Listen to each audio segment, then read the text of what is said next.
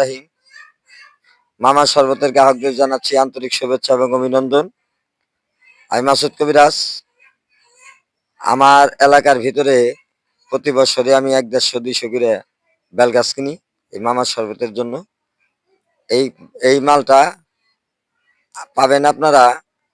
এই আমাদের এই জায়গায় বুসাই পাগলার মেলা শুরু হয়, তখন থেকে আমি বেল খাওয়ানো শুরু করি। কাতি মাসের শেষের থেকেই আপনারা বেল খেতে পারবেন আমার দোকানে ইনশাল্লাহ।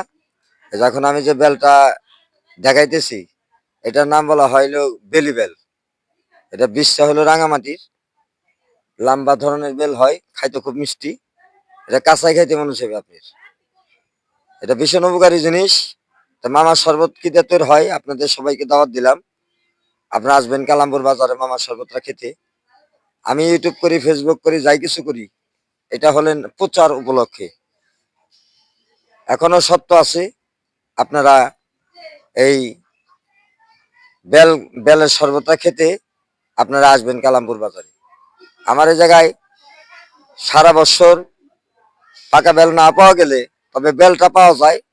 আমি কিছু সংখ্যক বেল শুকিয়ে রাখি, বেলের রস দিয়ে শরবত তৈরি হয় 32টা আইটেম দিয়ে।